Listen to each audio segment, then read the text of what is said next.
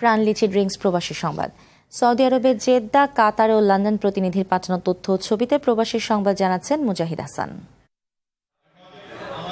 Saudi আরবের জেদ্দায় স্থানীয় একটি হোটেলে মহান স্বাধীনতা দিবস উপলক্ষে প্রস্তুতি সভা করেছে জেদ্দা মহানগর নবীন লীগ। নিজামুদ্দিন মিজানের সভাপতিত্বে ও জুয়েল মৃধার সঞ্চালনায় এতে প্রধান অতিথি ছিলেন সৌদি আরব নবীন লীগের কেন্দ্রীয় কমিটির সভাপতি হোসেন মোহাম্মদ নাহিদ। প্রধান বক্তা ছিলেন সংগঠনের সাধারণ সম্পাদক শেখ ওয়াদুদ করিম।